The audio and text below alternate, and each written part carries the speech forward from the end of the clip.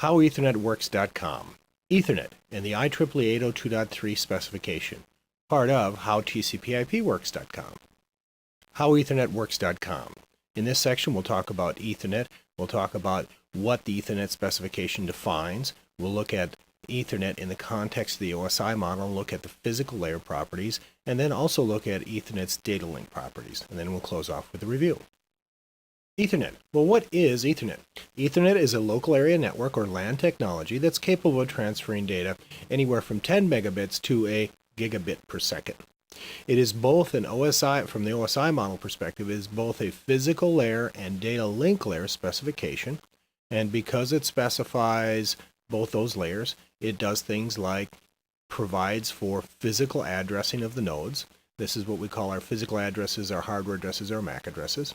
It is also responsible for framing packets. Now, typically, Ethernet will receive a packet to send from an upper layer protocol like IP. It will frame that packet in its Ethernet header and trailer. Then it will take that packet, which of course is just a big series of ones and zeros, and it will turn it into an electrical waveform and transfer it over the medium or over the wiring. Now, this process of turning data into electrical waveforms is what we call encoding. Now, on the receiving side, it's going to receive those electrical waveforms. It will turn it back into zeros and ones. It will then turn the zeros and ones into the frame that was sent. It will extract the payload data. Now, this would be the IP packet. It would check it and then pass it up to the upper layer protocol, again in this case the Internet Protocol. Now, the original specification of Ethernet was developed in 1980 by Digital, Intel, and Xerox. That is not the specification we use today. The true specification, or I should say the specification we use today, is the one developed in 1985, which was really based upon the original one, and it was done by the IEEE, and it was titled the 802.3 specification. Now, one thing to note is that the original specification for Ethernet in 1980 was called Ethernet. The current specification that all the equipment is made to today is really the IEEE 802.3 specification. But the fact is that when people talk about Ethernet today, they are really referring to the current specification, IEEE 802.3. The OSI model, the physical layer. Well, the physical layer of the OSI model defines a group of specifications for these physical components of the network. Now, an example of some of these physical components would include the cabling, the type of cabling. Is it twisted pair, is it coax? Also, the type of interconnection methods, and this could include the connectors used to connect the cables together, and also the type of interconnection devices as far as using hubs or concentrators. Also, physical layer components specify the data encoding method, and data encoding is the process of turning the zeros and ones, that is our data, into electrical waveforms to put them out on the networking media, most likely cable, and also electrical properties of the cabling. Now, examples of physical layer specifications would be Ethernet and the IEEE 802.3 specification, also token ring, FDDI, and also the wireless specification. The OSI model, the data link layer. Well, the data link layer places and retrieves data to and from the physical layer, that's generally the cabling and the NIC card, and provides error detection capabilities. Now, examples of the data link layer protocols would be, again, Ethernet, token ring, FDDI, or the wireless specification. What Ethernet defines. Now, remember, when we talk about Ethernet, it is really the 802.3 specification, but everybody calls it Ethernet. Well, Ethernet defines both physical layer attributes and data link layer attributes of the OSI model. Now, in the physical layer, it defines the type of cabling, the type of connectors used. It defines the type of interconnection methods, if the devices are hooked up in a bus method or a star method. It defines the type of data encoding that's used, and also the electrical properties of the cabling system itself. Now, at the data link layer, Ethernet defines the type of addressing that's used. This is what we call the MAC address, or the hardware addresses. It also is responsible for placing the data from the upper layer protocol into a frame, an Ethernet frame. Then the data link layer components give the data bits to the NIC card, and then the NIC card uses the physical layer encoding scheme to turn the data bits, the zeros and ones, into an electrical waveform on the network wire. Also, what the data link layer does is it specifies a method to control the network interface card's access to the media. Now, we are on a digital media, which means that only one packet can be transferred at a time. And if multiple devices want to send a packet at one time, there has to be a way to control access to the media so only one of them does it. That's what we call our media access control method. And then also, it has to be able to detect errors. Ethernet, physical layer examples.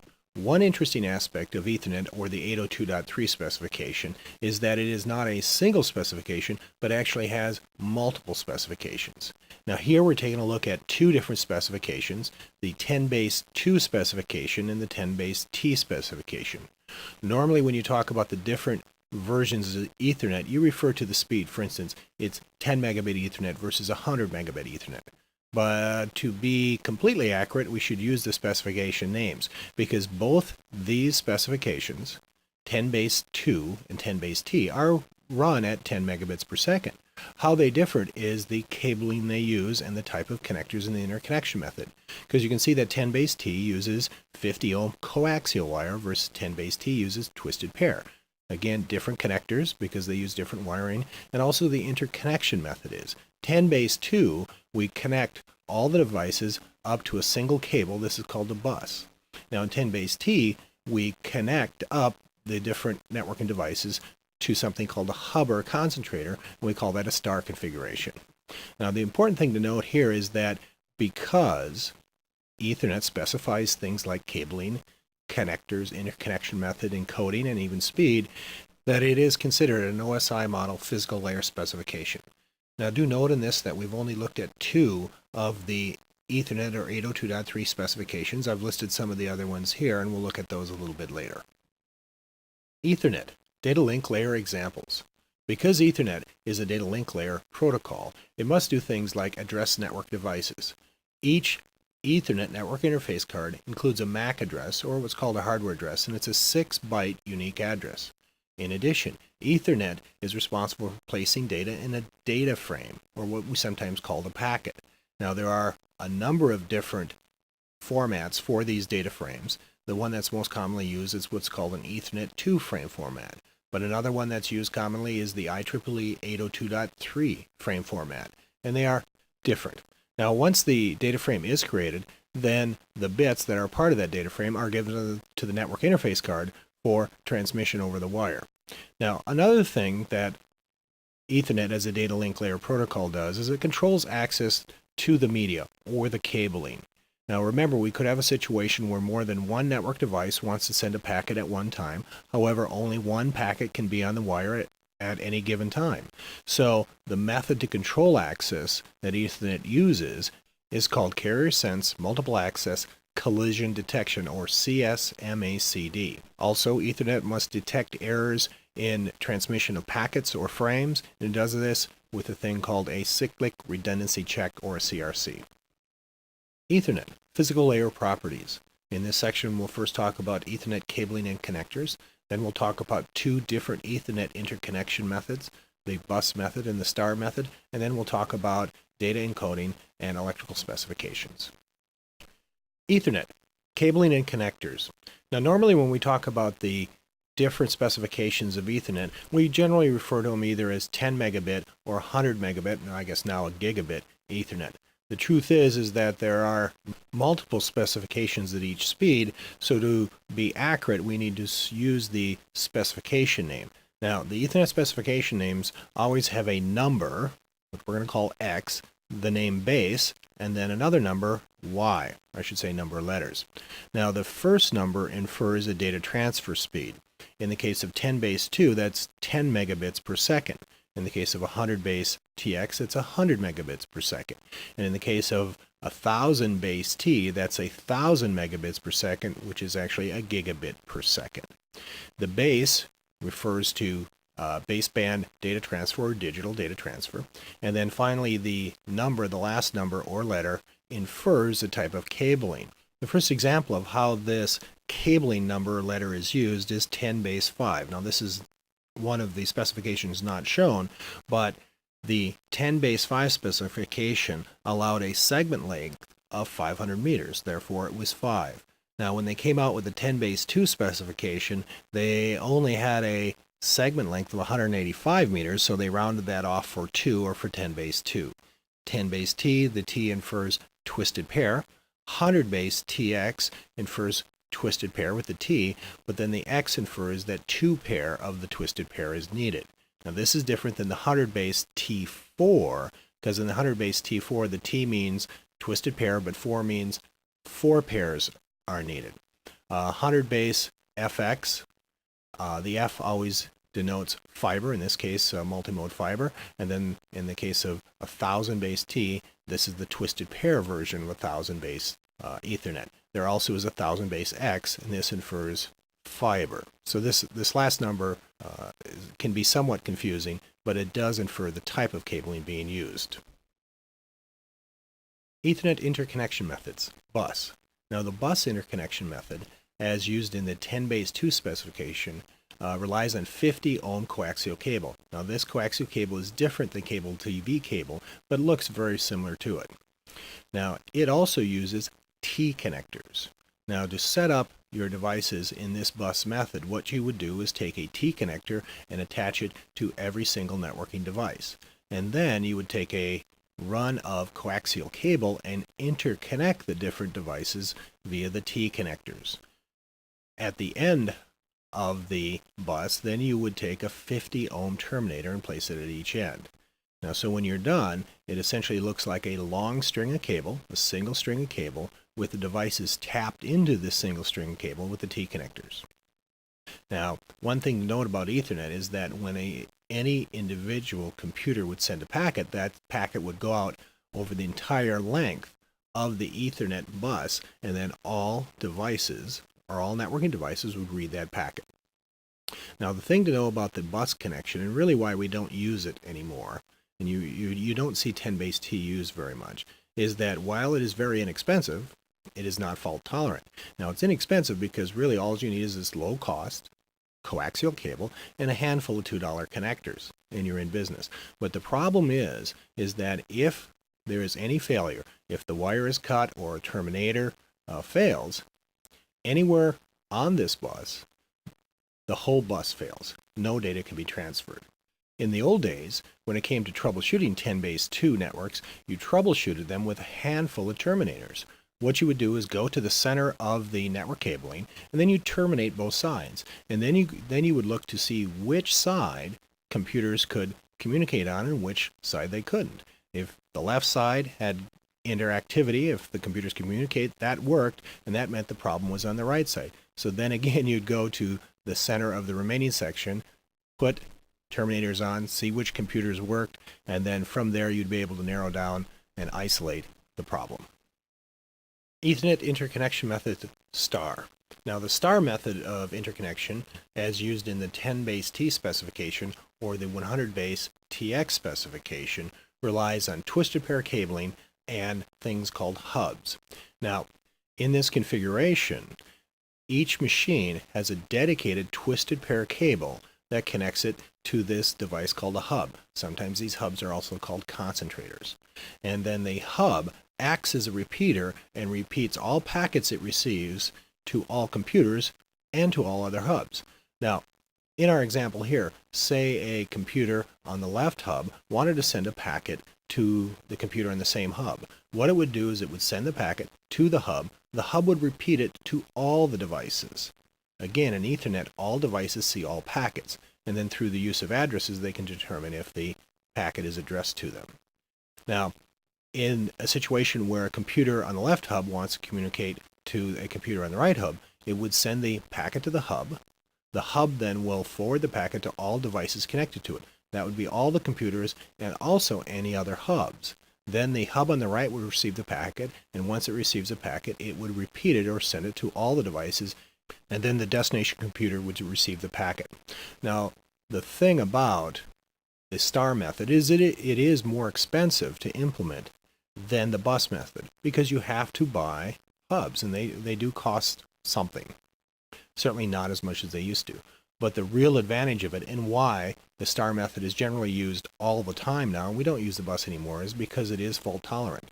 Now remember, in a bus method, if any part of the bus, if any cable or any terminator failed, the entire bus went down. All communication ceased. In this case, if there is a failure in the cabling to one machine, only that machine is offline. All the other machines can't communicate. Ethernet, encoding and electrical specifications. Now, part of the OSI physical layer specification is data encoding and general electrical specifications. Now, data encoding is the process in which the zeros and ones that are the data packet are transformed into an electrical waveform and then put out on a wire. Now, the method that Ethernet uses is Manchester encoding. Token ring, for instance, uses a different method called differential Manchester encoding. Now, some of the electrical specifications we've talked briefly about, but are part of the Ethernet specification, are the resistance of the cable. For instance, it's 50 ohm in the case of 10 base 2. Cable lengths, depending upon the specification, there are maximum cable lengths that have to be observed. And then also, when you really get down to the electronics, there is, for instance, signal loss specified as part of components. Now, when we talk about the electrical specification, there is a great number of electrical specifications that are way beyond the scope of this course, but you should know that that's part of the Ethernet specification. Ethernet, data link layer properties. In this section, we'll look at the different properties or attributes of Ethernet are related to the OSI model's data link layer. They are Ethernet addressing, they are Ethernet framing or packet formatting. We'll also talk about Ethernet media access control, and we'll look at some CSMA-CD examples, and then finally we'll talk about error detection. Ethernet addressing. Now, one of the things the Ethernet specification does is provides for the addressing of network devices. Each Ethernet device has a unique address. Now, this address is sometimes called the MAC address, the hardware address, or the NIC card and address, but it is a unique address burned into the network interface card by the manufacturer. Now, this can be in some cases overridden by a software setting, but you should know that each NIC card has a unique address. Now, this address is 6 bytes long. The first 3 bytes are what's called the organizationally unique identifier, and this OUI number is assigned to the NIC card manufacturer. The NIC card manufacturer takes their 3-byte OUI number and adds the 3 additional bytes of unique numbering to create the 6-byte address. Ethernet 2 framing. There are a couple different Ethernet frame formats. In this example, we'll take a look at the Ethernet 2 frame format. Now, the important thing to realize is that Ethernet carries data, and that data is actually an upper layer protocol like IP, IPX, or ARP, and inside those packets, there may be additional protocol information or data. The first portion of the frame is called the header. Now, this header area does not really contain data. It just has information that essentially notifies another station that a packet is coming and alerts it to start processing it. Now, the next bytes in the packet are the destination MAC address. This is the address of the network interface card that this packet is destined to. Also, after that is the source MAC address. This is the MAC address of the NIC card of the station that sent the packet. Now, the next section is the frame type. Now, it's important to understand that an Ethernet packet could carry a number of different sorts of other protocols. And from an Ethernet perspective, it really doesn't cares what it carries. It just knows that it has to deliver data it's given. Now, when an Ethernet packet is created, the Ethernet software inserts a number in the frame type that identifies the type of data. Now, for instance, if the Ethernet packet contains IPX information in the data area, it will insert the number 8137 in the frame type area. If it's carrying IP information, it'll insert the number 0800 in the frame type area. Then the packet's sent to the destination computer. When the destination computer receives this packet, it will look at the frame type area. And if it sees that there is an 8137 in that, it knows that the content of the data area is an IPX packet, and it will pass the contents to the IPX program for continued processing. If, for instance, it receives a packet, Ethernet looks at the frame type area, it sees, 0800, it must be an IP packet, it will hand the data off then to the IP program for continued processing. Then at the end of the packet, there's an error check area. This just allows the receiving station to make sure that nothing has happened and that the frame has not been damaged during transfer. Ethernet Media Access Control. Let's talk about media access control and the need for it. Now, a couple things. Any device can send a packet whenever they want to, and all devices see all packets on their physical segment or subnet. However, only one packet can be on the wire at one time, so therefore only one device can transfer a packet at one time. So we need a way to control access to the media. Now the way this is done in Ethernet is carrier sense multiple access collision detection, or CSMACD. And it basically works like this. Each device will sense the line before they're sending a packet. If some other device is sending a packet, then the device will wait until the line is free. When a device sends a packet, it will listen to the packet and try to determine if someone is sending another packet at the same time. Because if you have two packets on the wire at the same time, there's a collision and neither of the packets can be read. A CSMACD example without a collision.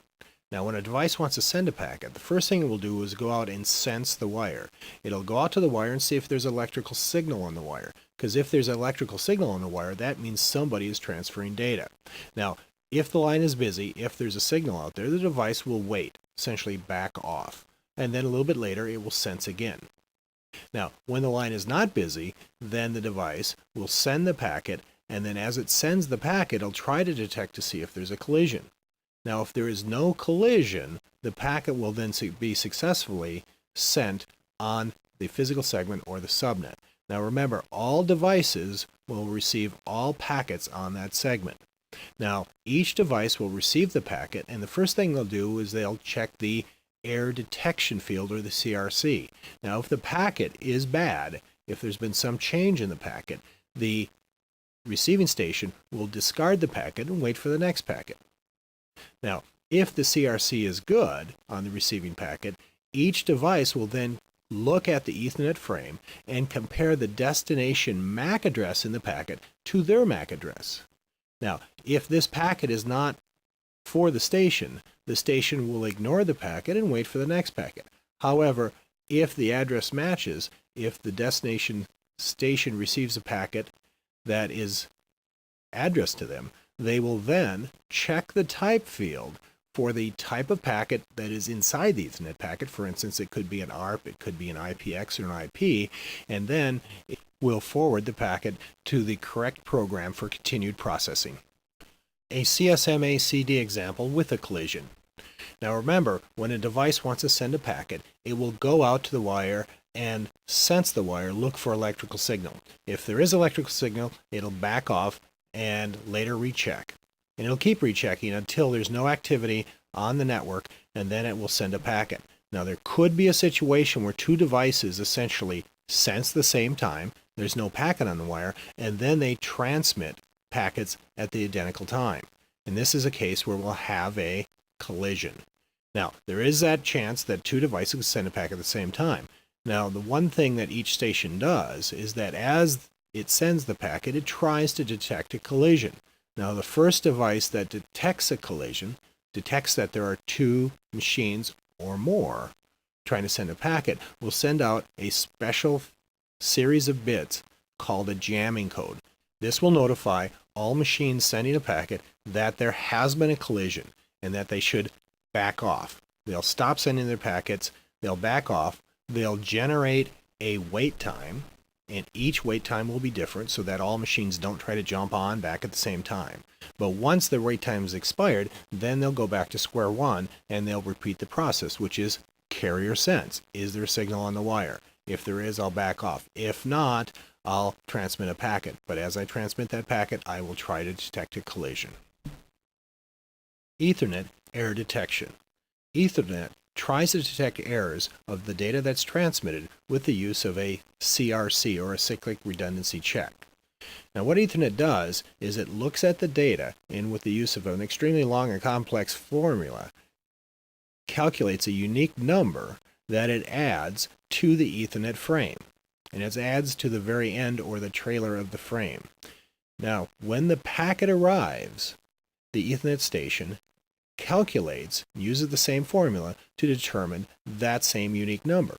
It matches the number it calculates upon receipt to the frame to the one that's included in the frame. Now, if the numbers are the same, the one that's calculated upon reception with the one that's calculated and sent with the frame, that means the frame has not changed. However, if those numbers are different, it doesn't matter if they're a little bit different, a lot of different, that means somewhere along the line the frame has been changed. The zeros and ones are different. And if the frame has been changed, the receiving station discards the frame. Now, you will note that I've said that Ethernet does error detection. It does not do error correction, which means that if it gets a bad frame, it throws the frame out. It doesn't try to fix it. It doesn't have the smarts to do that. Also, you will notice that it doesn't do any notification. If an Ethernet station receives a bad frame, it discards the frame, and that's all it does. It doesn't notify the sender that there's been a problem. It's up to the sender to figure out if the packet has made it or not. And that's really the duty of the upper layer protocols. Ethernet review.